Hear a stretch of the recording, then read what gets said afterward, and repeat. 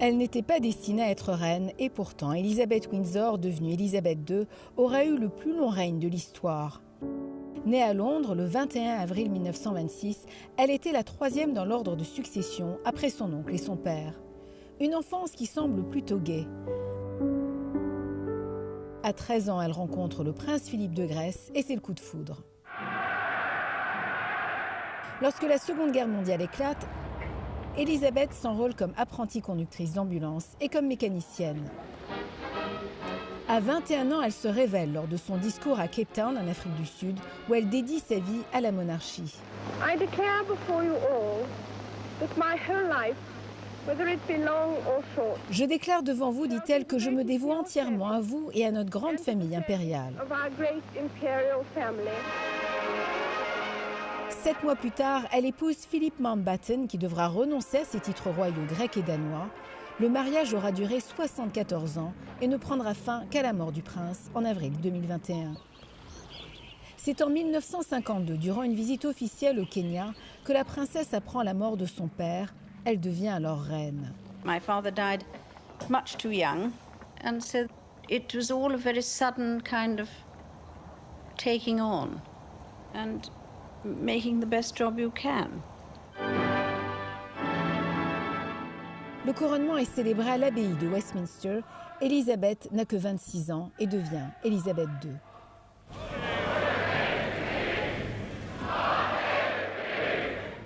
En moins de 6 mois, la reine se rend dans les Caraïbes, au Moyen-Orient, en Afrique.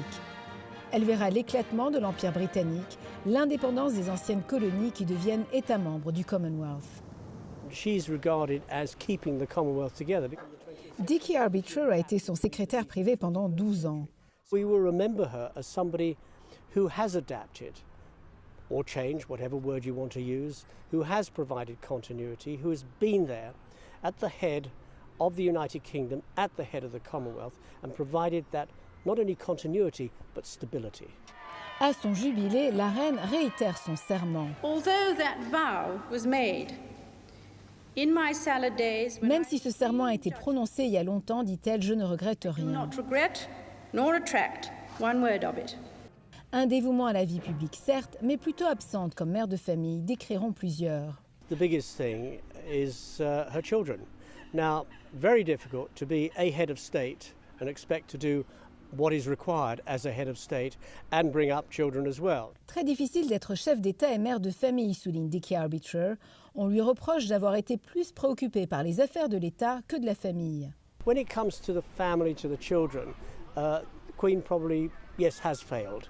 There are those who criticise and say, head of the family. She will say, I'm not head of the family, Duke of Edinburgh is head of the family. So that's the only criticism one can actually level at her. As a head of state, she's faultless. Ce sont surtout les affaires familiales qui font la une des journaux. Il y a eu le mariage très royal de son fils, le prince Charles, avec Lady Diana en 1981, un véritable conte de fées où tout semble leur réussir.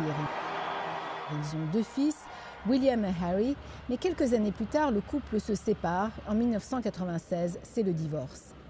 La princesse Anne, la seule fille de la reine, divorce également après avoir eu ses 2 enfants. Et le prince Andrew se sépare aussi de sa femme, Sarah Ferguson.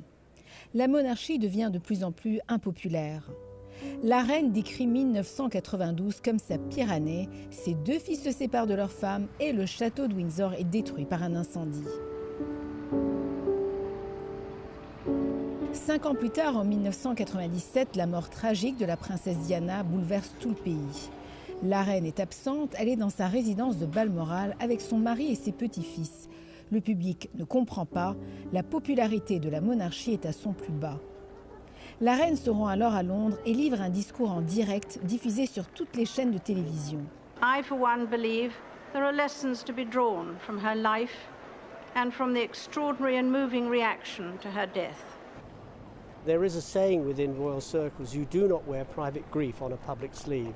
So showing in public emotion is something that she's not used to. Plus the fact she was brought up in a generation where you don't show emotion in public. Les années passent et la reine reconquiert le cœur des Anglais. Elle n'a plus à ses côtés sa mère, la reine-mère, et sa sœur, la princesse Margaret. Le prince Charles se remarie avec son amour de jeunesse, Camilla Parker Bowles. La vie continue.